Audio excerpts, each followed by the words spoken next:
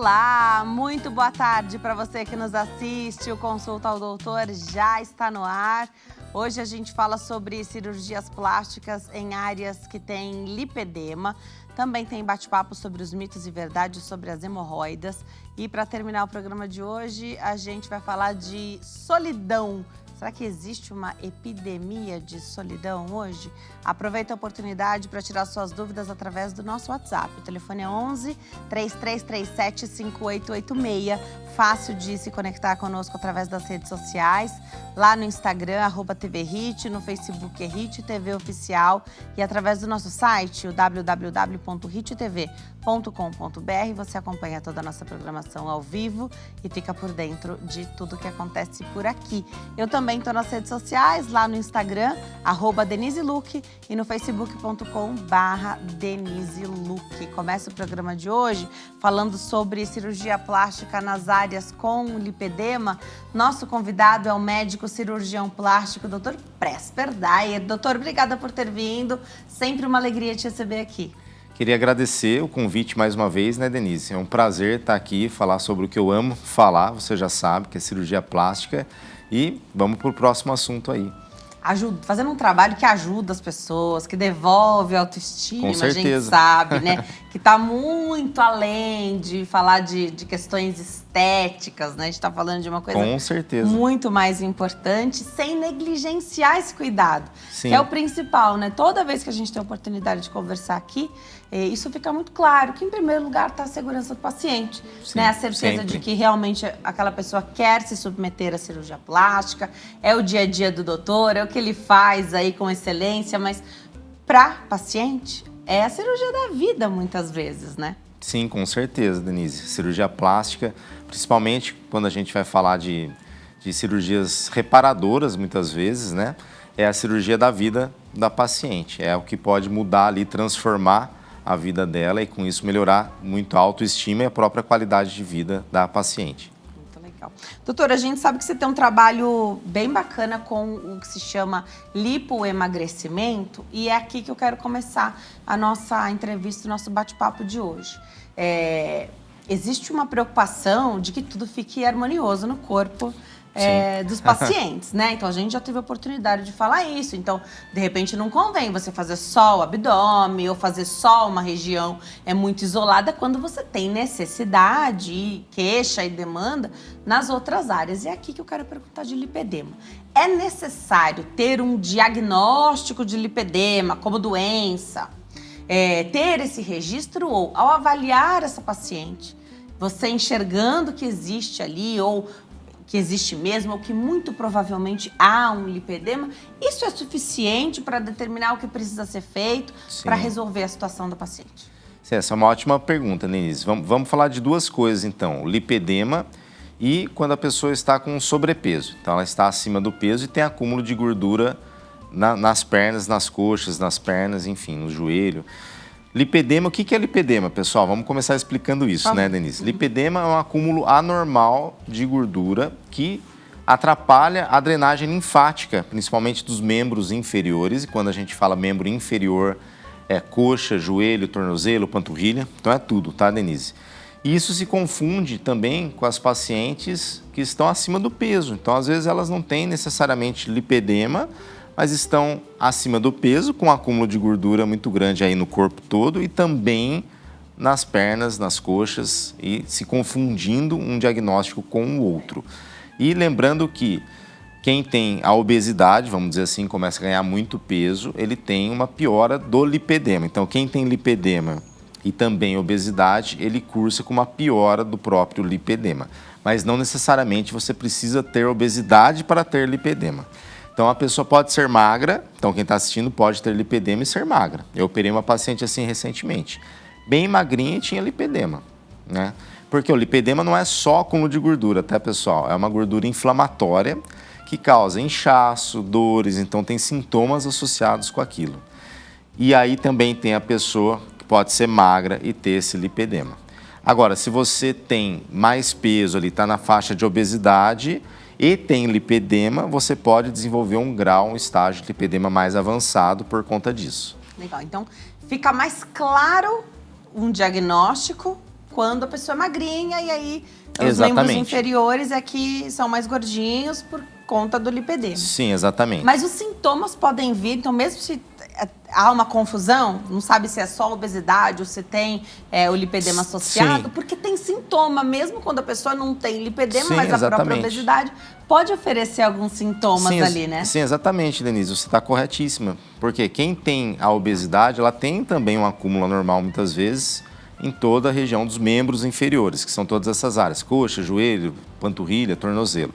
E ela pode ter sintoma também associado com esse acúmulo excessivo, porque a própria gordura em excesso pode comprimir os vasos linfáticos, e os linfáticos, para quem não sabe, é o que traz muito do líquido que fica acumulado, que as veias que trazem o sangue de volta para o coração, às vezes fica um líquido acumulado fora ali nos tecidos, e os linfáticos que trabalham em trazer esse líquido de volta para o nosso coração e voltar a bombear pelo nosso organismo, pelo corpo.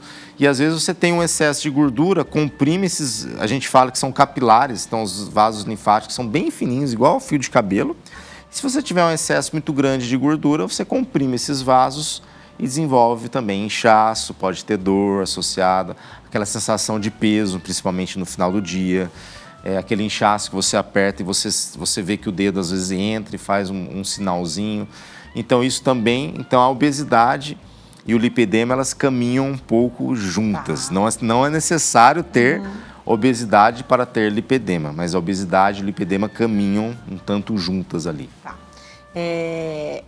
A técnica é diferente, porque aqui a gente vai falar tem tratamento clínico para o lipedema. Sim. E tem tratamento com lipoaspiração. E é o que as pessoas... Está muito em alta hoje. Sim, está bastante na moda agora. Porque estão fazendo o tratamento clínico e às vezes não traz o resultado que uma lipoaspiração acaba trazendo. Né? Exatamente. Denise, mas é o tratamento definitivo? Vou passar essa pergunta para o doutor. Acontece que uma coisa que a gente já aprendeu aqui das nossas conversas eu não sei se a forma, não há como garantir a forma depois de uma lipoaspiração, porque você pode voltar a engordar. Sim. Porém, eu aprendi isso com você. A gordura que a gente tirou não volta retorna mais. Não com volta a mesma mais. intensidade no mesmo lugar, porque você tira células de gordura. Isso é um fato. É possível que você, aquele lugar volte a ficar cheinho, porque a célula aumentou de tamanho. Isso, mas exatamente. Mas o que você tirou não volta mais. Exatamente. E no lipedema acaba acontecendo isso também, tá, pessoal? Tá. Agora, o lipedema tem quantidades absurdas de gordura. Eu já fiz cirurgias em tirar 4 litros de cada perna. Mais do que seria, sim. Muito mais do que seria, às vezes, uma paciente sem o lipedema, por exemplo, que só tem um pouco de gordura acumulada ali. E você ter o resultado ali que é duradouro. Eu não vou falar que é permanente, que nunca mais vai voltar, porque no caso do lipedema, é uma doença que não tem cura. Ela tem tratamento. A lipoaspiração entra como uma das formas de tratamento muito efetivas, só que ela não cura o lipedema. Então, se a pessoa tiver um reganho de peso, com o passar do tempo pode progredir também, porque não é só uma doença do acúmulo de gordura, ela é uma doença vascular, também tem associada a parte vascular, de linfático, de drenagem. Então, não é só a questão da gordura. Mas é claro que a parte da gordura, a lipoaspiração trata muito bem. Como eu falei, né, uma paciente que eu tirei 8 litros das 2 pernas ali, é muita coisa, muita coisa mesmo. E você tem uma melhora absurda de sintomas, de aspecto, de estética também, né, de tudo. E como é que você programa isso? Porque 8 litros de gordura só das pernas é muita coisa. É muita às vezes coisa, sim. Uma cirurgia 360 de lipoaspiração, não, dependendo da paciente, você caso, nem alcança esses 8 litros. Exatamente. Nesse caso, faz fracionado? Como funciona? Então, nesse caso em especial, o cirurgião é obrigado a fracionar, porque a gente tem um limite que basicamente com a técnica que a gente usa no lipedema, que é muito importante falar, a gente usa a técnica tumescente, que injeta muito líquido com solução, com adrenalina, enfim, anestésico algumas vezes, para você expandir esse tecido e poder aspirar com uma segurança maior. Então, a técnica é que você infiltra muito líquido e aspira uma quantidade ainda maior de líquido e gordura junto, para segurança, para sangrar menos, para poder aspirar quantidades muito grandes com segurança. Porém, a gente não pode passar dos 7% do peso corporal por sessão. Então, vamos pegar uma pessoa de 100 quilos, seria 7 quilos de gordura, basicamente. É lógico que muitas vezes 7 litros não corresponde exatamente a 7 quilos, tem alguns cálculos que a gente faz, mas seria mais ou menos 7% do peso corporal que a gente está autorizado a retirar por sessão. Então, muitas vezes no lipedema a gente alcança isso só nos membros inferiores, que você quer coxa, perna, tornozelo, panturrilha. Procedimento em hospital ou poderia entrar Existe hoje a possibilidade de você fazer cirurgias menores, mini lipo, mas aí eu sempre penso na questão corporal, né? Sim. É possível fazer, porque você falou por partes, sim. Você falou da técnica e remete muito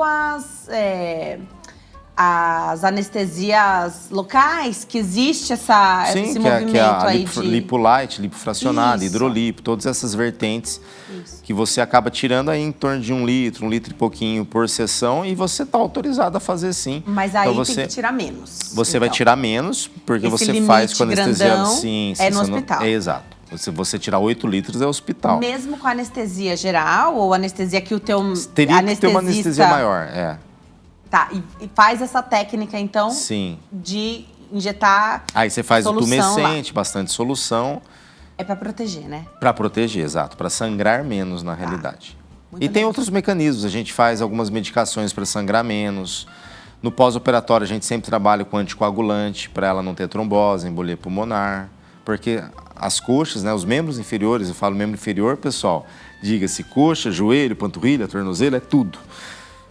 Ele incha muito no pós-operatório. Então, a cirurgia de lipedema, você já avisa a paciente, ela vaza muito líquido, tem alguns furinhos que a gente deixa aberto para vazar, e são cirurgias que incham muito. Vai ter que usar aquela compressão, vai ter que usar meia compressiva, tudo durante bastante tempo aí, porque é uma cirurgia que incha bastante. Tá.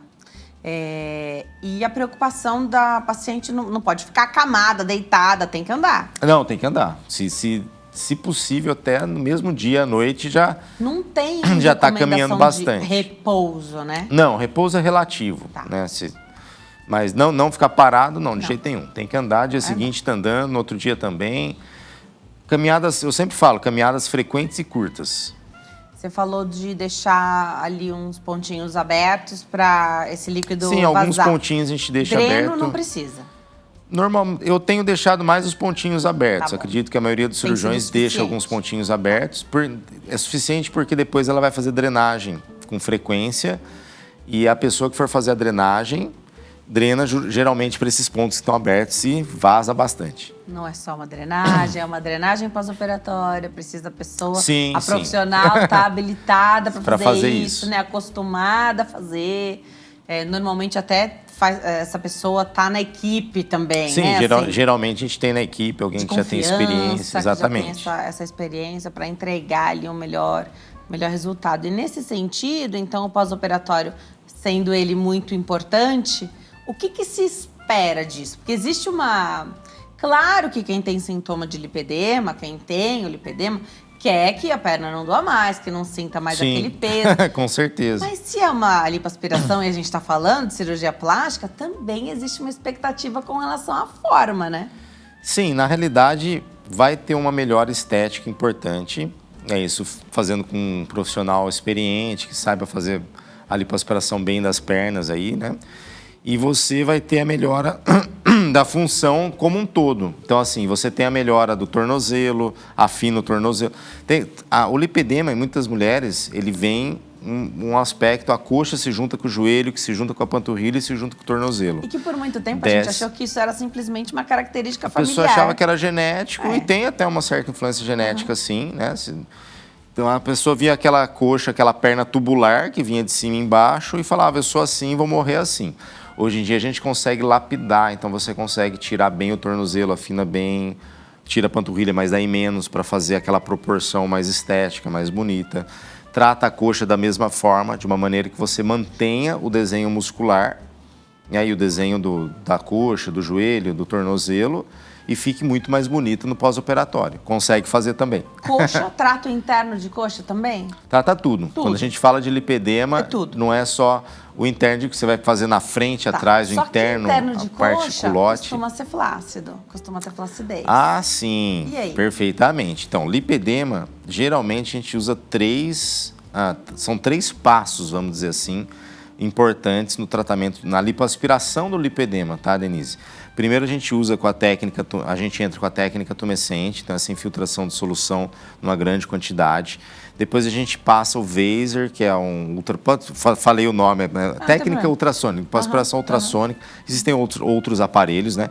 Então você entra com a técnica ultrassônica, no caso eu uso o Vaser, mas existem outras tecnologias que a gente pode utilizar nessa fase. Então você faz a infiltração, derrete aqui que o ultrassom faz, ele derrete essa gordura. E por que é importante no lipedema? Para você ter menos lesão dos vasos que fazem a drenagem. Perfeito. Porque a gente quer descomprimir esse vaso sem cortar. Já é uma doença vascular, sim, né? já é uma doença vascular, de dificuldade de drenagem.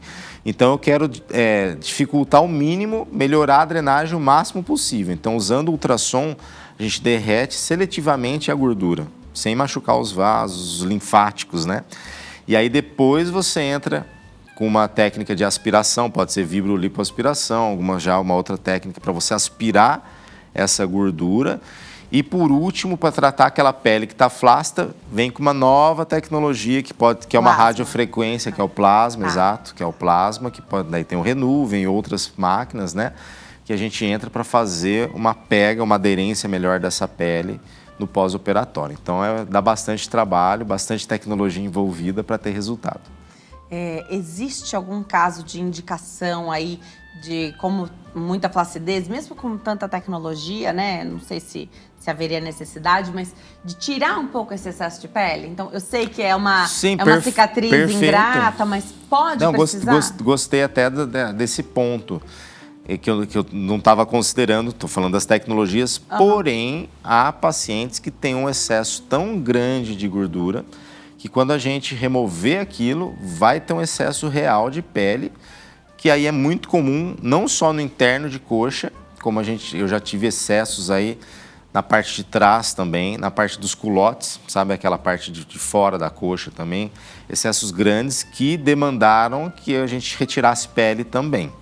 Então, são casos mais... geralmente a gente divide em 4 graus, de 1 a 4, sendo o primeiro, né, o grau 1 mais leve, o 4 mais grave. Geralmente é grau 3 a 4, são graus bem acentuados de lipedema, e às vezes quando você trata, sobra muita pele, e aí você entra com a plástica, né, dermolipectomia, aquele nome bonito, que significa retirada de pele e gordura cirurgicamente, para poder tratar isso. Vejo você falar bastante dessa retirada de pele e coisas que a gente nem imagina, né? Até de costas, por exemplo, né? Nas costas. Também. Existem um excesso muito grande. Sim. E o resultado não fica perfeito se você tem ali a flacidez, né? Sim. Faz uma dobra ali. Você tinha gordura, tinha dobra com gordura. Aí você tira a gordura, fica só a dobra com a pele, né? Fica a pele dobrando. Então, já pensando em tudo isso. Mas claro que com a tecnologia, um número muito menor de pessoas precisam passar por essa retirada. Exatamente, ajudou bastante essa parte da flacidez. Muito legal. Agora, ter lipedema não interferiria em nada nessa cicatrização, nessa recuperação depois da lipo? Então, na realidade, sim. Quem tem lipedema incha muito. Tá, então assim, vai inchar mais do que... Vai inchar mais do que uma paciente de lipo convencional. Aquela paciente que faz só o interno de coxa, tudo, ela tem um inchaço. Mas quem tem lipedema, eu acho que até pela extensão da lipoaspiração que a gente faz, pelo tamanho de lipoaspiração que a gente faz, você vê um inchaço proporcional àquele tamanho de lipo. Que daí é onde entram as medidas depois, as drenagens, muitas vezes fisioterapia, né? As compressões, então as meias compressivas e tudo mais, para a gente poder tratar e controlar esse inchaço no pós-operatório, porque o próprio inchaço causa desconforto também para a paciente, né? Se você tivesse que colocar uma ordem nas cirurgias plásticas, alguém que tem queixa, tem vontade, quer fazer, tem a possibilidade e vai fazer o 360. Então, perfeito, vai fazer corpo tudo. Todo. Corpo todo. A questão dos membros inferiores com o lipedema, quer fazer abdômen, pode ser só lipo ou abdominoplastia e também as mamas. Se eu tivesse que falar uma ordem para essas cirurgias, o que você falaria? Essa é uma ótima que eu explico quase diariamente para as minhas pacientes, né? Muitas vezes para vocês também lá na mídia. A ordem sempre é começar pelo corporal. E quando eu falo corporal, ele exclui a mama. E eu vou explicar já o porquê. Então, a gente faria o quê? Abdômen, então abdominoplastia, se tiver necessidade, tiver flacidez de pele, ou lipoaspiração somente, né? E o restante, lipo de abdômen, costas, braço, papada, as coxas, né? O lipedema, se tiver aí graus menores, dá para fazer tudo junto. E pega essa gordura, dá para fazer um enxerto de gordura nos glúteos, tá? Mas antes de eu falar do lipedema do enxerto, que tem um detalhe do lipedema com enxerto de gordura. Mas eu vou falar que a mama vem depois o porquê. Porque quando você faz, principalmente a gente que faz em pacientes que estão com sobrepeso, acima do peso, ou até na faixa de obesidade a gente faz também, né, em muitos casos, a paciente sempre perde peso, Denise. Então a gente fez estudos ali que até 10% do peso corporal, em 3 meses, ela acaba perdendo. Por exemplo, quem tem 90 quilos vai cair 9 quilos, as custas de gordura e pele quando faz abdominoplastia. E com isso, a mama, ela tende a ceder, a cair mais. Então a gente evita fazer num primeiro momento, porque ela vai mudar muito com esse emagrecimento. E também somado ao fato de, quando a gente tira muito volume de gordura, tira a pele, a gente já atinge o limite de cirurgia que a gente é autorizado a fazer. Então a gente evita fazer também a plástica das mamas junto nesses casos, né? Casos que eu estou falando de pacientes acima do peso. Quando que a gente vai fazer tudo, que é o Mummy Makeover, né? O famoso Mummy Makeover. Quando a paciente está um pouco mais ali no peso, não é estimado que vai tirar tanta gordura na lipo, ela não vai emagrecer tanto no pós-operatório, a mama não tem uma queda tão difícil de tratar. Então, nesses casos, às vezes a gente acaba associando e fazendo tudo junto. Mas se falar de ordem, tenho que separar por conta de segurança, a gente sempre vai fazer o corporal, que é abdômen, costas e lipo no corpo todo com enxerto. Num segundo momento, quem está assistindo aí, as mamas. E o que você vai falar que tem e do uma enxerto coisa de gordura, enxerto, Essa é uma coisa bem interessante, pessoal. Quem está assistindo aí tem lipedema. A gordura do lipedema é uma gordura inflamatória.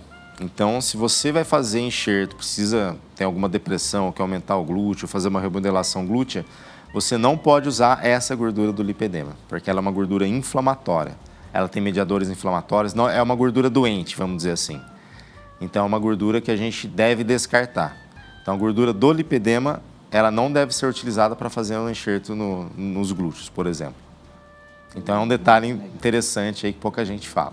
Agora, o enxerto, para terminar, o enxerto de gordura, o quanto que o nosso corpo, pensando na volumização, né? Você falou de glúteos, então. Sim. Dá para estimar o quanto o nosso corpo vai pegar daquela gordura, o quanto, não sei se metaboliza e vai embora, perde? A gente consegue, a gente prepara toda a gordura, né? Então não é toda a gordura que se tira que a gente consegue utilizar, a gente prepara, filtra e tudo mais e usa gordura pura. E dessa gordura, a gente tem estudos que comprovam que de 30% a 40% vai ser reabsorvida. Tá. Então, de 100 que você faz, vai ficar 60, por exemplo. Em quanto tempo essa reabsorção? Isso ao longo eu diria que ao longo de 3 a 6 meses, você absorve essa quantidade de gordura. E aí, muitas pacientes até falam, nossa, acho que perdi o enxerto, porque ela vê uma redução, principalmente as que emagrecem junto no pós-operatório. Então, aquelas que emagrecem muito, somada a essa reabsorção de 30%, 40%, elas sentem como se tivesse perdido mais, por exemplo. Mas a absorção é de 30% a 40%. Legal. Vou deixar aqui o contato, o Instagram do doutor, @Dr. Presper, @Dr. Presper, do jeitinho que está escrito na sua tela. Tem sempre muita novidade, atualização. O doutor explica tudo para nós também através das redes sociais. Te agradeço muito, doutor. Adoro quando você vem. Gratidão. Próximo convite, estou aberto. Sempre que convidar, estou aqui à disposição de vocês. E gratidão mais uma vez, Denise, pelo convite. A gente que agradece, aprender muito com você, é muito bom. Obrigada, viu, doutor? A gente vai para o intervalo no próximo bloco. Bora falar de mitos e verdades sobre as hemorroidas. Mande suas perguntas. Até já.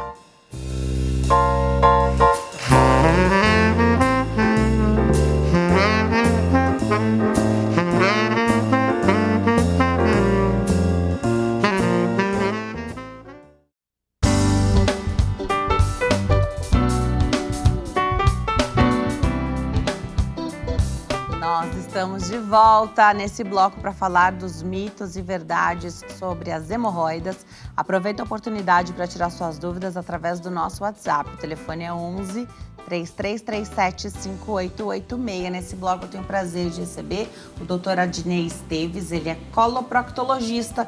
Está aqui para esclarecer as nossas dúvidas. Doutor, obrigada por ter vindo. Uma alegria te receber aqui. Obrigado a você. Falar sobre esse assunto que às vezes quem tem não fala que tem. Não busca tratamento, né? Vamos começar do zero. O que são as hemorroidas? Bom, as hemorroidas, ela é uma veinha que é um inchaço que tem na borda do ânus. É muito mais comum do que a gente sabe, só que como você falou, é um mito. As pessoas, elas têm vergonha de falar que tem uma hemorroida e que tem algum desconforto, principalmente nessa região, que é um tabu. Essas hemorroidas, elas são estimuladas pelo ganho de peso, é o principal fator de risco. E outro problema é a constipação, que é o intestino preso. O intestino preso faz com que as pessoas cada vez forcem mais e faz com que essa hemorroida e esse vasinho ele vá se dilatando e vá aumentando. Isso faz com que há um aumento na hemorroida, um aumento no tamanho e aí começa a ter o desconforto. Então, hemorroida realmente é fator de risco. Ganho de peso, fator de risco, constipação. E também é muito importante a gente falar das pessoas que ficam no celular vai no banheiro, fica muito tempo no banheiro. Esse é um fator de risco importantíssimo, no qual a evacuação na privada, ela tem uma posição que não é tão adequada. Você ficando 30 minutos, isso favorece o aparecimento das hemorroidas. Tá. Isso é uma vida inteira de hábitos que não colaboram? Então, desde a infância, então uma criança que já tem o intestino preso, já pode ter hemorroida na criança ou precisa de mais tempo de exposição? Normalmente não é muito comum uma criança ter hemorroida, a menos que ela tenha uma constipação muito importante e que tenha algum problema. Então, há um tempo que acontece. Então, aquela pessoa que não faz exercício físico é excelente para hemorroida. Aí a pessoa pensa, mas eu faço exercício e pode sangrar. Pode sangrar porque você tem hemorroida e não porque você está fazendo o exercício. O exercício, ele favorece o fortalecimento da musculatura. E também para o intestino funcionar melhor, né? Exato, ele tem uma função, frentes, exatamente. Então. Uma pessoa que é sedentária e na verdade ela vai piorar o intestino dela e vai piorar a hemorroida e provavelmente ela vai ter que ser submetida a um procedimento no futuro. Tá. Mas perguntar se a pessoa tem alguma doença orificial, que é um nome bonito, um jeito mais suave de falar, fala doença orificial, tem várias, né? A hemorroida é uma delas, né? Mas isso é abordado por várias frentes médicas ou também é um tabu em outras consultas médicas? Porque aqui a gente está falando com um especialista, coloproctologista, mas a gente não costuma, a menos que a pessoa já saiba que tem uma doença e está fazendo um tratamento, que a gente vai falar sobre essa importância. Às vezes é uma mulher que só vai ao ginecologista, o médico dela é o ginecologista, ou alguém que está fazendo um outro tipo de acompanhamento, um homem que vai ao cardiologista, mas não fala sobre essa É um tabu você falar com o seu médico coloproctologista. Você chega lá e você já tem a vergonha. Então, muitas pessoas chegam e falam, nossa, mas o que ele vai examinar, o que ele vai fazer? Então, isso é muito importante. Você desmitificar, não ter mais esse medo de estar se abrindo e falando sobre um problema. Na verdade, sabe o que acontece? As pessoas aparecem quando falam que tô com um tumorzinho, tô com um câncer. Então, elas acham que a hemorroida, por vezes, é o câncer. E isso faz com que ela procure o médico. Então, ela tá com tanto medo que ela fala, eu vou ter que fazer o exame. E aparece. Tá. Então, principalmente o homem. A mulher, ela é mais cuidadosa. A mulher, ela, por ter o ginecologista, por ter todo esse cuidado, ela vai mais no médico. Mas hemorroidas são mais comuns em mulheres? Porque mulher tem mais a fama de ter intestino preso. Na verdade, é meio a meio. Tá. Na verdade, não existe uma prevalência, né? Só de um lado. É que talvez a mulher procure mais ajuda antes. Tá. O homem, quando procura, é porque a situação está muito pior. Você falou de um tumor, uma situação mais grave, mas quem tem hemorroidas pode ter sangue nas fezes. Pode ter sangue nas fezes, e sangue nas fezes pode ser um tumor. Mas isso não necessariamente. Se você for ver uma pessoa que está com sangramento nas fezes, é mais provável ser uma hemorroida pela prevalência da doença.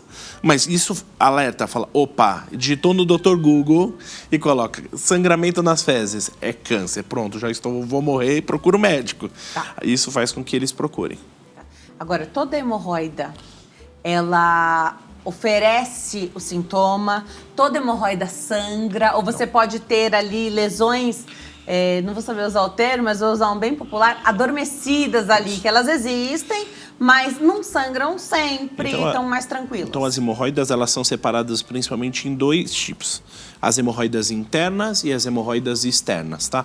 Claro que tem alguns tipos que são hemorroidas mistas, que são a interna e a externa, que é um estado mais grave. As hemorroidas internas são aquelas que ficam para dentro do canal do ânus. E elas promovem mais sangramento, o principal sintoma é sangramento. Então não dói tanto, não tem tanto desconforto, mas vai evacuar, tem um sangramento mais importante e essa é a característica desse tipo de hemorroida. As hemorroidas externas, elas já são diferentes, elas doem bastante. Então é aquela hemorroida que lateja, que arde, que tem mais desconforto. As hemorroidas internas, elas evoluem para hemorroidas mistas e vão ficando cada vez mais graves e cada vez mais preocupantes. Então assim, você tem que intervir antes de que chegue nesse ponto. Ah, mas todos os casos são cirúrgicos? Não, a maioria não é cirúrgico. A maioria é um tratamento clínico, mudanças de hábitos, você indo melhor no banheiro, não deixando o intestino ficar preso, fazendo um exercício físico, você consegue estabilizar ela e às vezes você vai viver normalmente com ela. Eu vou perguntar da alimentação. Claro que a nossa alimentação pode favorecer uma evacuação melhor, né? Mas também o que a gente come. Então, por exemplo, quem tem hemorroida deve evitar algum tipo de alimento? Foi feito alguns estudos, principalmente sobre a pimenta, tá? Então, a pimenta é um grande... Todo mundo vai falar, pimenta é o problema. Foi feito um estudo e pegou um grupo e pegou pessoas que faziam muito uso de pimenta e outro grupo que não faz uso. Não teve diferença estatística. Então assim, é um mito, tá? É um mito em relação à pimenta. Claro, eu oriento, você tá com uma hemorroida extremamente atacada. A pimenta, ela pode deixar as fezes um pouco mais ácidas, pode dar uma mudança no hábito intestinal e isso pode ser um fator para você piorar. Mas assim, nos estudos não comprovou, isso é um mito. Legal. Você falou de doer e latejar. No dia a dia, então assim, a pessoa não está... nem com vontade de ir ao banheiro e nem no momento da evacuação, e isso pode provocar uma dor em qualquer momento, só quando ela está sentada, tem aquela... que popularmente isso ficou muito conhecido, uma almofada, que seria como se fosse uma boinha, então ela é vazada no meio, né? Não sei se isso se usa ou não, ou se então, só ficou no senso coletivo. As hemorroidas externas, elas têm essa característica de ter muita dor. Então você faz uma trombose, que é quando... o sangue ele fica pisado e fica inchado. E isso dói bastante. Então esse é o tipo de... E aí o que acontece? A boinha que o pessoal usa é para você não ficar apoiando aquela região aonde dá dor. Não é o único tratamento, talvez você possa usar como um paliativo na situação da crise, mas você tem que fazer alguma coisa, você tem que fazer o tratamento com pomada, o tratamento com banho de assento, que é excelente para poder resolver isso. Então, assim, hemorroida tem tratamento e, na verdade, é que as pessoas, elas meio que vão seguindo um tratamento com medo de ir no médico. O que acontece? Vai na farmácia ou, às vezes, procura no Google e acaba não fazendo um tratamento adequado. O que acontece? A hemorroida, ela volta. Então esse é o ponto, as pessoas, elas não acreditam quando chega lá no consultório e fala, olha, eu tô com uma hemorroidinha, mas ela já melhorou, já entrou, já não tô mais sentindo dor. Só que aí eu falo assim, em pouco tempo, qual é o problema? Essa hemorroida, ela volta, se ela não mudou os hábitos de vida, continuou tudo igual. Vai dar um mês, você vai ter uma nova crise, vai dar um mês, você vai ter outra crise. Então para isso que serve o tratamento, para poder resolver isso. Então mesmo essas externas que você falou, elas podem regredir. Pode. Então trata, sim. Só que você precisa de uma mudança robusta. Sim. Senão ela volta. Agora, o tratamento cirúrgico, certo. Você trata aquelas que estão ali, mas novas também podem aparecer. É que normalmente as hemorroidas, elas ficam para dentro. Então você falou, é mais comum ter uma hemorroida interna do que ter uma hemorroida externa, ao menos que ela já chegou. Você estava falando sobre a classificação. Isso. Então as hemorroidas, elas têm 4 graus. A hemorroida grau 1 é aquela que só fica dentro do canal anal e a gente estava falando sobre a hemorroida interna. A grau 2 é aquela que sai sozinho e volta sozinho. Então a pessoa às vezes não precisa colocar para dentro. As hemorroidas grau 3 é uma hemorroida que sai para fora e a pessoa coloca para dentro. Então você já imagina o transtorno. Todo dia você faz uma evacuação e você acaba tendo que colocar para dentro. E a hemorroida grau 4 já não volta mais. A hemorroida, ela fica toda para fora. Por mais que você tente colocar, você não consegue colocar. para dentro. Trata, mas esse caso é cirúrgico. Sim, então assim, as hemorroidas, principalmente grau 1 e grau 2, que são essas que ficam mais para dentro, o tratamento com pomada e remédio funciona. Tá? Agora, as hemorroidas grau 3 e grau 4, que é aquelas que já ficam para fora, é necessário cirurgia. E Isso tem traz cirurgia. outro comprometimento, até questão de higiene, Exato. dificuldade. As hemorroidas externas, elas saem muita secreção. Então, o homem ou a mulher vai ter uma secreção na calcinha ou na cueca. Isso é muito desconfortável. Eu já tive uma senhorinha de 75 anos que ela falava para a família que ela ia meditar no banheiro. Meditar, porque ela ficava 1 hora para conseguir colocar a hemorroida para dentro. Então, a família achando que ela estava meditando no banheiro e, na verdade, ela estava colocando a hemorroida. Olha que desconforto. E ela precisou de 75 anos para chegar no médico e falar: eu não aguento mais, eu vou passar essa vergonha. Operou e resolveu. Opera, resolve, porque aquela ali não volta mais. Sim, não volta mais. Tá.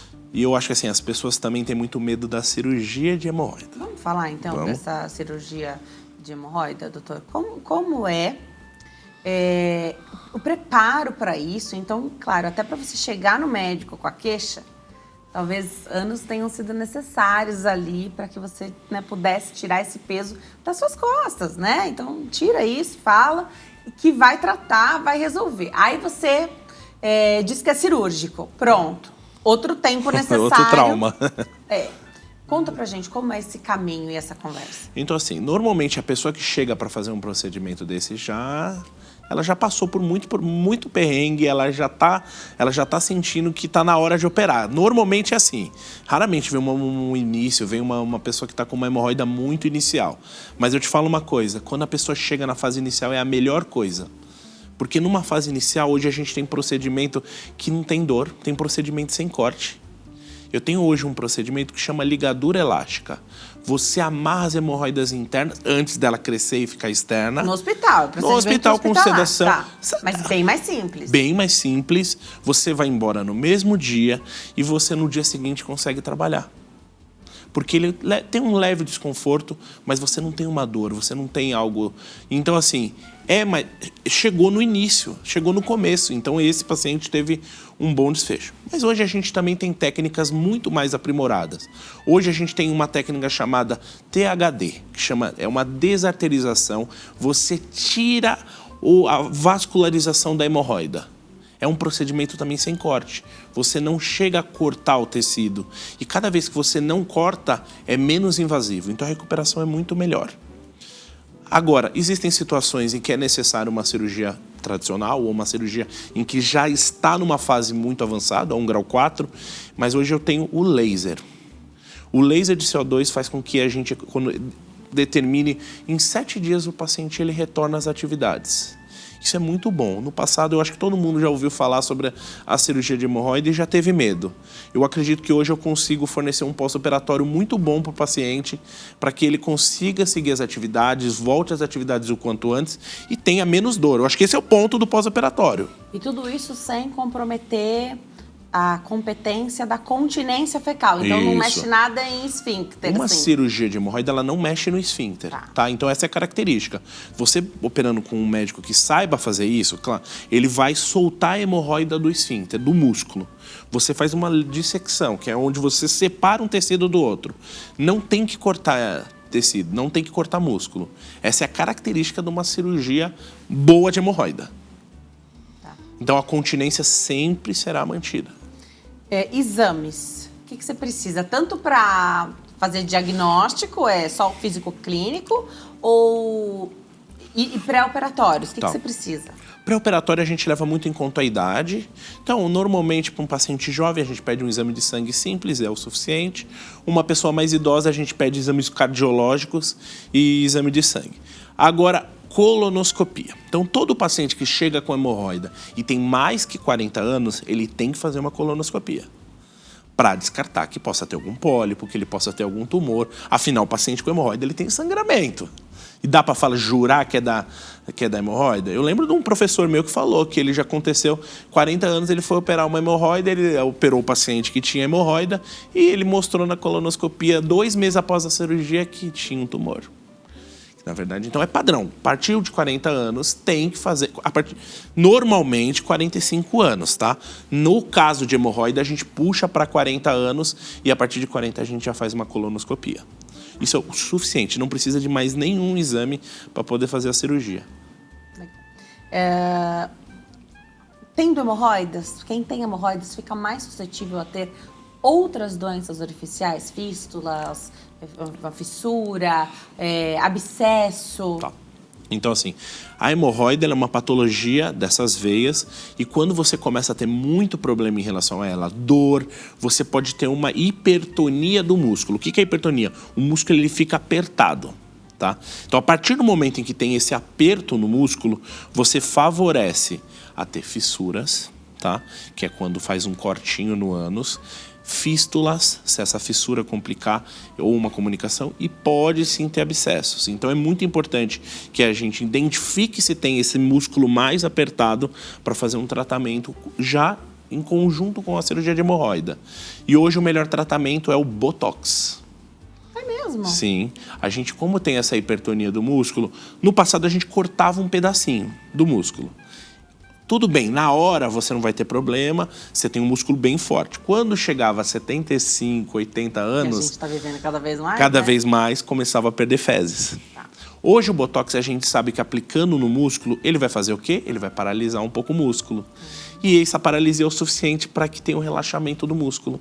Você consegue cicatrizar a fissura, você consegue melhorar da fístula, você consegue melhorar da hipertonia e depois de um tempo ele vai reverter o efeito do Botox e você vai seguir sua vida normalmente. Então não é algo que você precisa reaplicar, é um tratamento pontual para aquele momento, faz o tratamento. Porque normalmente a hipertonia do esfíncter do ânus ela é ocasionado pela pessoa, assim, não que a pessoa faça voluntariamente, mas que como ela está com dor e está com desconforto, ela vai sentindo cada vez mais dor e vai fazendo mais pressão no músculo. A gestação aumenta o risco de hemorroida? A gestação, ela aumenta sim, principalmente pela pressão do nenê. O nenê ele vai crescendo e vai fazendo uma pressão sobre uma veia que a gente tem no corpo que chama veia cava.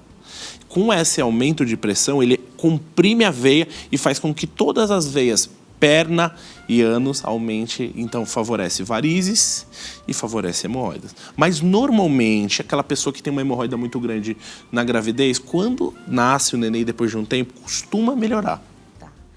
Se ficou alguma coisa ali, também vai buscar tratamento. Vai buscar tratamento, mas normalmente costuma melhorar bem após, por ser um período muito pequeno, em que fica muito inchado. Mas é um problema muito comum das gestantes, elas sempre procuram no final que costuma ter. Importante manter o hábito intestinal legal, não pode deixar para ir no banheiro a cada 3 dias, 4 dias, que você vai começar a ter problema, ou ficar forçando muito para ir no banheiro. Esse é o que você vai conseguir fazer para não ter hemorroida. Passar tempo extra lá também, né? Isso. Que você falou de... O importante é você se preparar, ter a vontade de ir no banheiro, vai e sai. Não leva nem o celular, eu acho que esse é o segredo. Talvez o celular é o grande problema que a pessoa fica lendo e fica demorando mais tempo. Tem na internet, circula por aí, o que seria a posição mais adequada de evacuar, então que teria que apoiar melhor os pés e colocá-los até um pouco acima. É mito ou verdade? É verdade.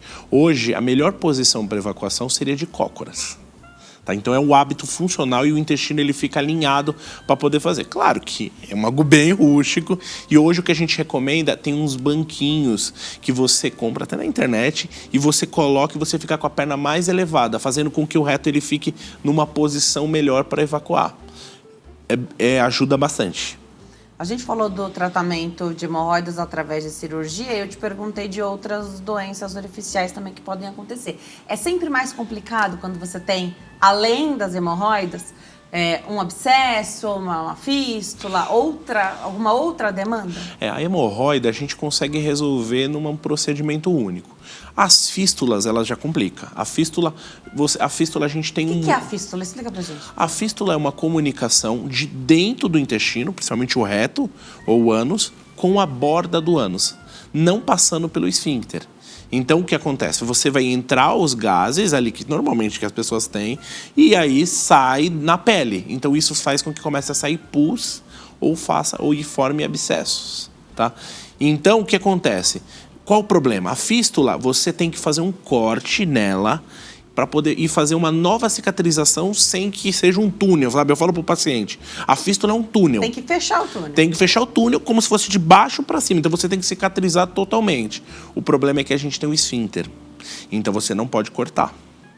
O que tem que fazer? Você tem que colocar, às vezes, um fio que vá trazendo essa fístula para fora sem cortar o esfíncter. Isso chama-se sedenho. E isso demanda trabalho, a fístula realmente é muito mais complexa. O paciente, às vezes, ele tem que fazer 2, 3 procedimentos até sair essa fístula, de forma que você não corte o esfíncter. Então, realmente, se você comparar uma hemorroida, que dá desconforto que tem, com uma fístula, a fístula é extremamente mais ela é muito mais trabalhosa e muito mais desconfortável.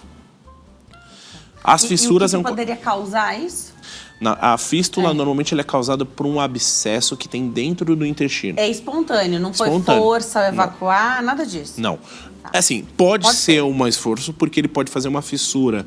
Então, você faz um cocô muito grande, que fique machucando muito, e ele faz um corte. Aí, a partir do corte, faz um abscesso, e aí ele acha uma comunicação para fora e para dentro. E isso faz com que forme uma fístula e, consequentemente, às vezes um abscesso. As fissuras, elas são também bem importantes e é talvez uma das patologias mais incômodas da coloproctologia. Ela é terrível porque ela é muito dolorida. Então, assim, as pessoas dizem, doutor, eu tô com hemorroida. Não tá com hemorroida, às vezes tá com fissura. Às vezes você faz uma evacuação e fica 5 dias sem ir no banheiro e faz uma evacuação.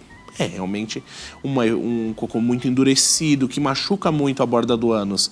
E aí ele faz um corte. Esse corte, temos um problema. Você não pode ficar sem fazer cocô. Você vai ter que continuar fazendo. E isso ele não consegue cicatrizar. E vai machucando, e vai machucando. E você tem a pior dor. A gente fala que a fissura é uma dor bem importante. Qual é o tratamento? Principalmente pomadas, banho de assento. Banho de assento é excelente. Nós temos com algum medicamento? Normalmente com água morna é o suficiente. Às vezes a gente usa chá de camomila, que é uma coisa que ajuda. Mas o que nós temos que falar também é, não pode usar papel higiênico. O ideal é lavar.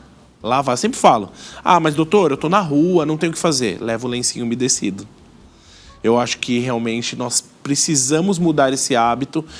O próprio papel higiênico ele é muito grosseiro para o ânus. Ele faz fissura, ele machuca, ele piora todas essas condições orificiais. Então temos que usar lencinho umedecido, aquele de bebê mesmo. Legal. E essas mudanças vão favorecer, aí vão ajudar, né? Quem já tem o problema, quem não tem, que não quer ter também. Isso. Né? Então já faz as mudanças aí preventivas, que isso é super importante. E sem medo, sem vergonha de relatar essas questões pro médico, né? Com certeza. Para receber esse encaminhamento. Você está, às vezes, numa outra especialidade. É um outro médico, mas ele te encaminha, né? Para continuar. Todos os médicos, eles são treinados e estão capacitados para isso. Talvez a gente tenha um pouco mais de vergonha por ser algo íntimo, mas eu tenho certeza que seu ginecologista ajuda bastante. Eu tenho muito paciente que procura o urologista. O urologista, você acaba tendo uma intimidade maior. Então, sempre o médico de referência é intimidade com o homem, o urologista, com a mulher, a ginecologista. Então, assim, mas nós, coloproctologistas, estamos aqui para ajudar. Nós podemos ajudar vocês. Pode ter certeza que nós não temos tabu, nós falamos sobre tudo, não temos vergonha. E nem você precisa ter vergonha para falar com a gente. Tem tratamento, dá para viver muito melhor, né? Vamos de perguntinha? A gente tem 1 minuto e uma pergunta. 1 minuto e um sonho. Vamos ver. Haroldo Barros de Dourados, Mato Grosso do Sul. Boa tarde. A encoprese infantil é um fator que acarreta no aparecimento de hemorroida? Obrigada, Haroldo. Então vamos falar um pouquinho. A encoprese infantil é a constipação, é a dificuldade de ir no banheiro que faz com que a criança ela faça o cocô em forma de cabrita, são bolinhas. E isso pode sim, a longo prazo, fazer com que ela desenvolva uma hemorroida. Como eu disse, o fator forçar muito para ir no banheiro é um dos fatores de desenvolvimento de hemorroida. É o único? Não. Vai ter que ter sedentarismo. Tem fator genético. Fator genético também. Você pode olhar. Familiares, a pessoa... É uma coisa, vem um familiar operou, o outro familiar operou. A gente sabe que existe esse fator. Então, a encoprese infantil é sim um fator de risco para hemorroidas. Legal. Vou deixar aqui o contato, o Instagram do doutor.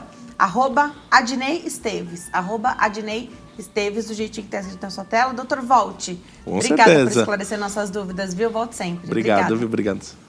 A gente vai para o intervalo. No próximo bloco, existe uma epidemia de solidão? Será que a pandemia e a necessidade do isolamento social deixou marcas?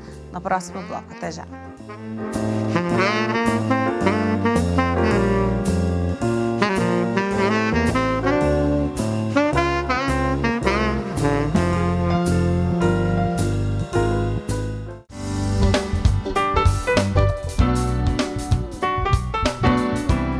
Agora a nossa entrevista sobre solidão. Existe hoje uma epidemia de solidão? Quem explica tudo para nós é a doutora Anne Krumfli. Ela é psicóloga, especialista em transtornos de ansiedade.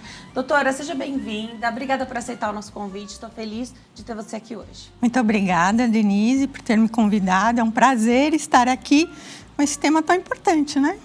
A gente vinha numa vida normal. Aí a pandemia chegou, chamava muito a atenção as pessoas que preferiam se isolar antes da pandemia, depois o isolamento virou regra, todo mundo precisou se isolar.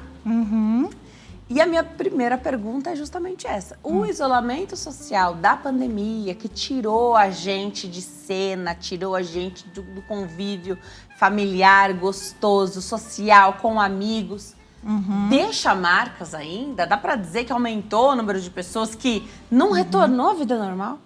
Sim, com certeza, Denise. Olha, isso é um dado, né, da Organização Mundial da Saúde que aumentou em 25% essa questão do isolamento após a pandemia. Por quê? Houve uma grande dificuldade para as pessoas conseguirem se adaptar com esse isolamento. Né? E depois, novamente, crises de ansiedade para que a pessoa conseguisse sair desse isolamento e voltar para a socialização. Então, é algo que foi difícil para a pessoa entrar e mais difícil ainda para a pessoa sair, né? Porque todo quadro de mudança, ele gera muita ansiedade. Então, imagina, você ter que se isolar, você não entender o que está acontecendo, muitas pessoas não puderam se despedir dos seus familiares, né? Então, foi realmente um trauma muito grande. Aí depois, agora você não precisa mais da máscara, pessoas tiveram até dificuldade para tirar a máscara.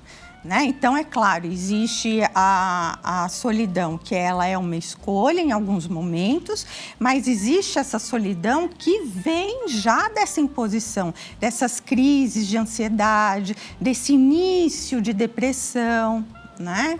Então, sim, houve esse boom, sim, com certeza. E pouca compreensão da família nesse movimento, né? Então, olha, agora já pode, né? Ainda que se houve a interação social, esse retorno com máscara, ainda que a pessoa tá ali, né? Mas a pessoa ela não vai de maneira nenhuma. A família pode não compreender essa dificuldade, a necessidade de uma ajuda, de um suporte de um profissional da saúde mental, que pode ser o psicólogo, mas pode ser que a pessoa precise até de medicação para isso, e aí precisa de um médico, psiquiatra. E aí a solidão, ela não é só da pessoa que não quer, a pessoa foi largada. Tem esse movimento também, né? Tem esse movimento. Tem as duas coisas, por incrível que pareça, Denise. Tem as pessoas, os familiares que a gente... nós psicólogos, né, psiquiatras, assim, esse universo da saúde mental chama muito de rede de apoio, né? Então, essa rede de apoio muitas vezes isola a pessoa e muitas vezes também acaba sendo incisivo demais, estando presente demais. E as duas maneiras acabam atrapalhando, né, para que a pessoa volte a se socializar de uma maneira que seja saudável mentalmente, né, emocionalmente. Então, quando a pessoa, ela fala, não vou nem conversar com a minha mãe, por exemplo, porque a minha mãe fica, você tem que se socializar, você tem que ir no barzinho, você tem que voltar ao trabalho, esquece essa questão do home office, isso te faz mal. Ou então, ao contrário também, né? a família ou a rede fica muito em cima, né? Então, você não sai, então eu vou. Você não sai, então traz fulano, traz Beltrano, como se todo dia fosse uma grande festa. E a pessoa, muitas vezes, não está aberta a receber, né? Então, o sair para a socialização e também receber esse social internamente, no seu âmbito mais pessoal, também é difícil. Então, os dois extremos hoje ocorrem, né? A gente está falando de uma solidão que traz prejuízos. E não a pessoa que quer aquele momentinho, quer ficar um fim de semana sem ver ninguém, curtindo a própria casa, curtindo o lar, ali mais tranquila, não. A gente está falando de uma solidão acompanhada de ansiedade, sofrimento, transtorno. Isso, exatamente.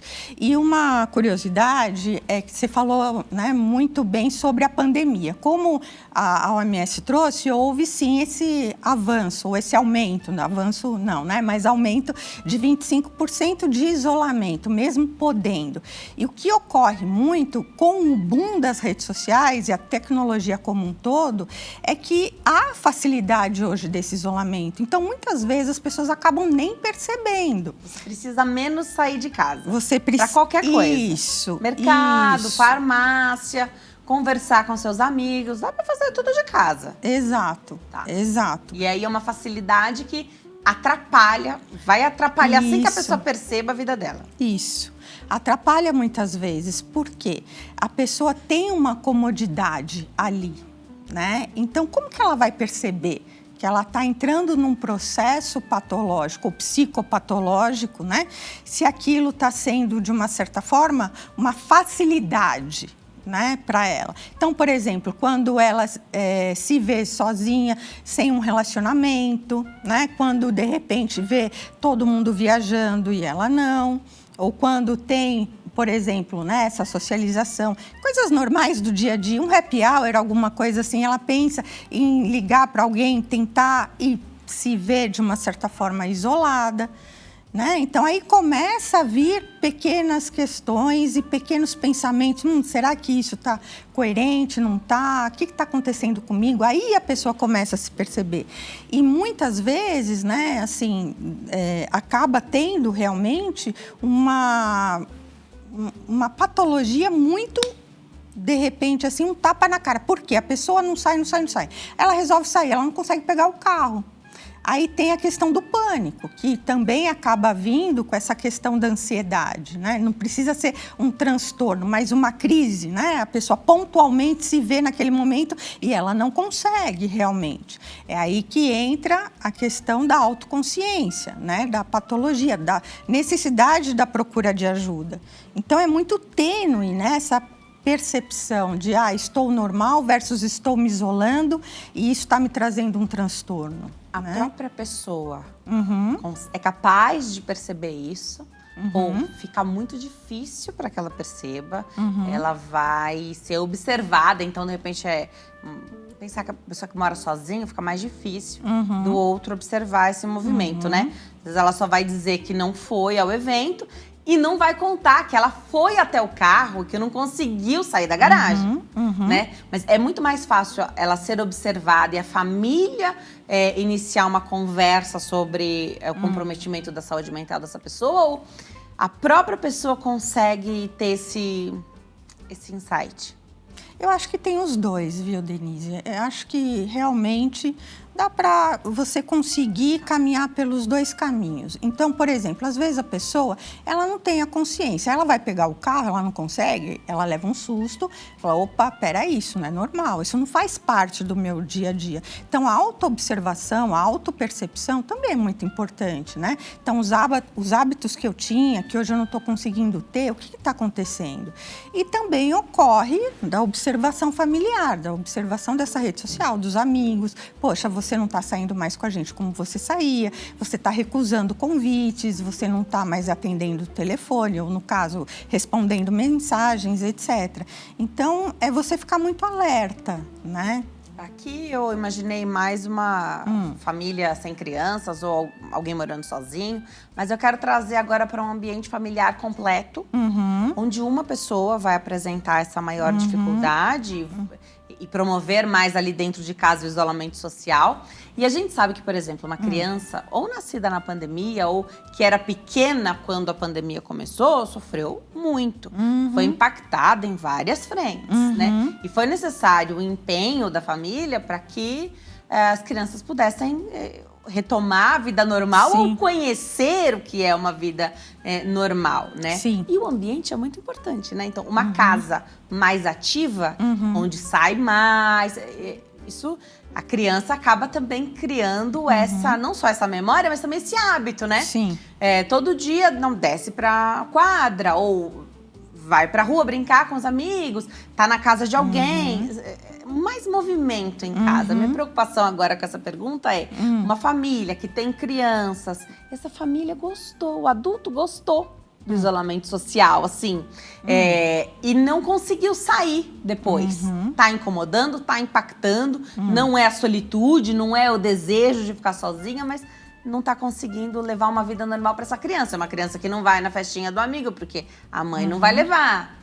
Tá só fazendo o básico, assim, a criança só vai para a escola. Isso impacta também? Então, o ambiente, um ambiente de isolamento social, acarreta uma dificuldade para essa criança que não é ela que está sofrendo com isso, mas ela é dependente? Sim, sem dúvida.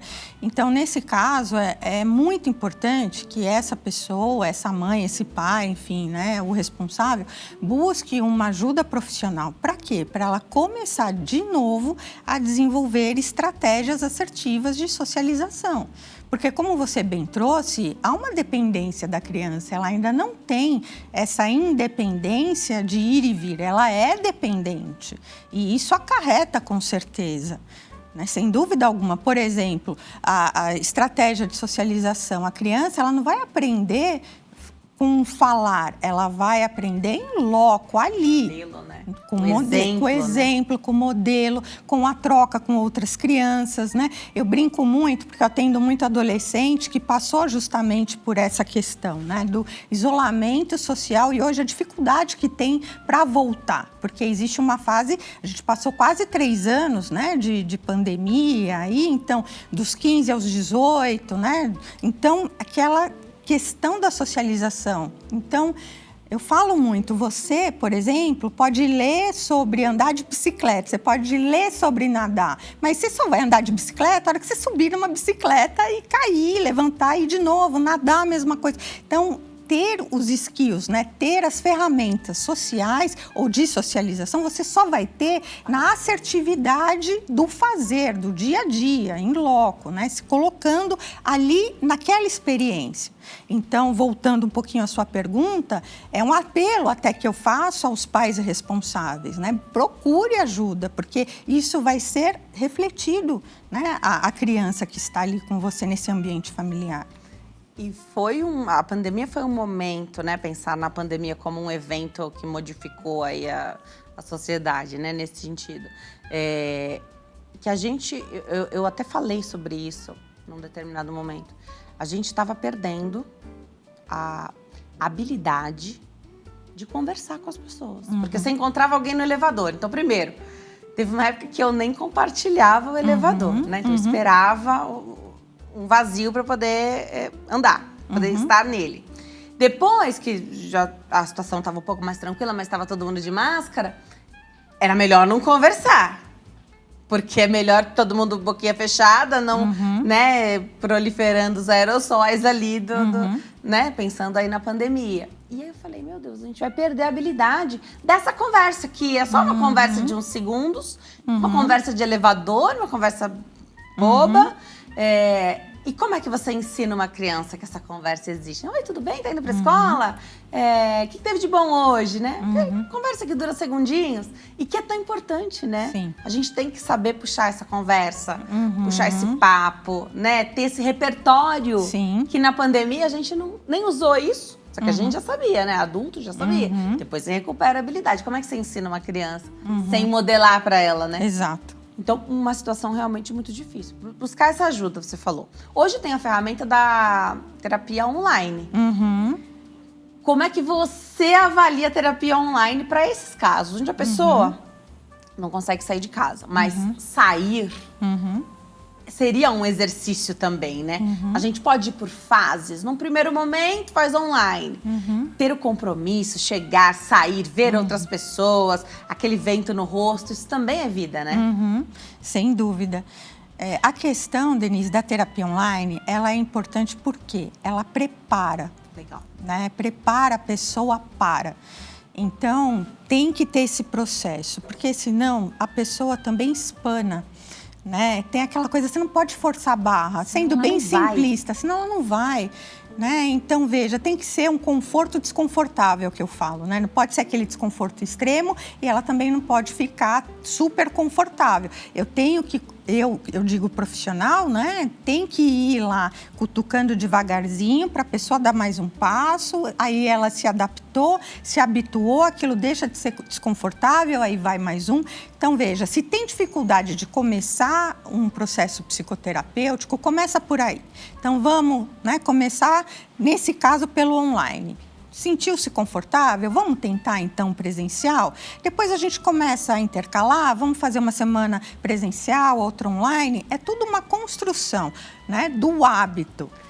E também uma oportunidade de você não perder essa consulta, né? De você não perder essa sessão. Porque se você não conseguiu, por algum motivo, aquele dia foi uma crise, um momento difícil, você liga o celular, liga o computador, você tá conectado, você vai ter o seu momento ali também, né? Porque senão...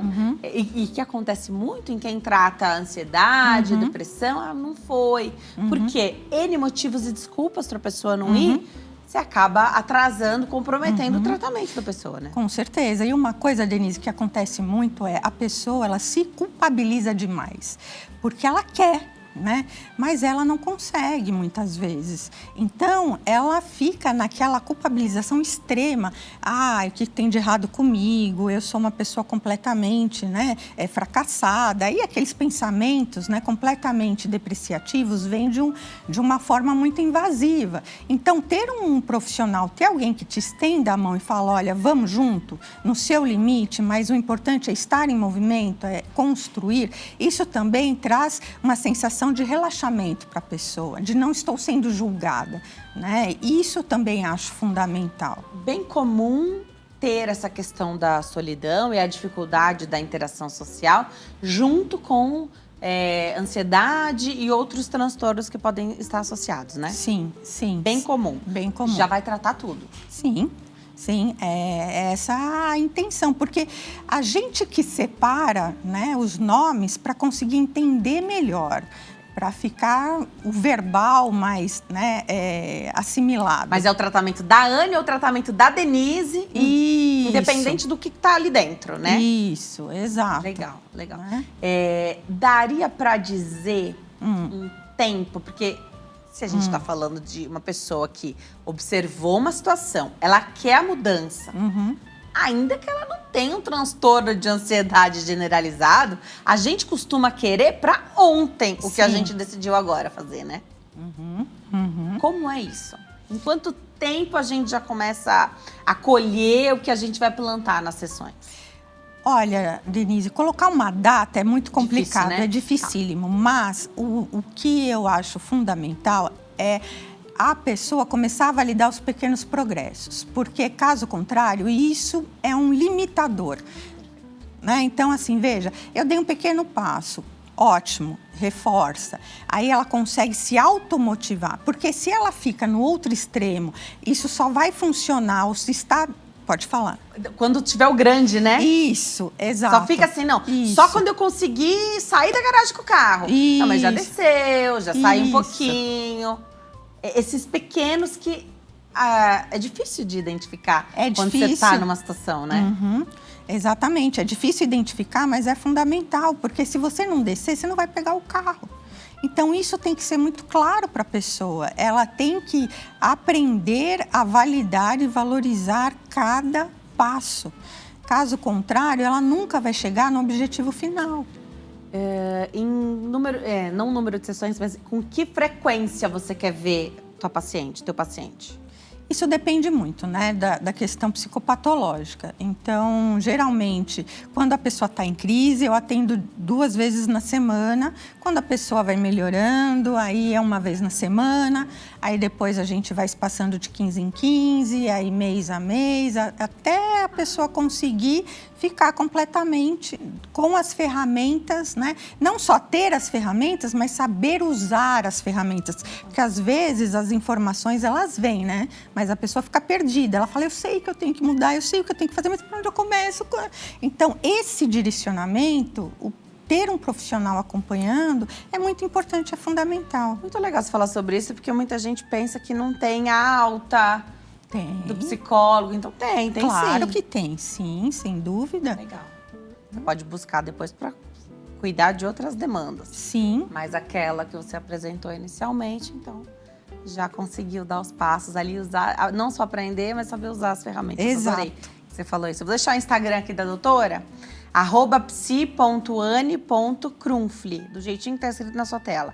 E também o site www.anekrumfli.com.br. Doutora, volte outras vezes. Adorei te receber aqui. Muito obrigada por me receber. Obrigada, viu? Eu volto sempre. Obrigada a você que escolheu ficar coladinho aqui com a gente hoje. Fique com Deus e até amanhã. Tchau.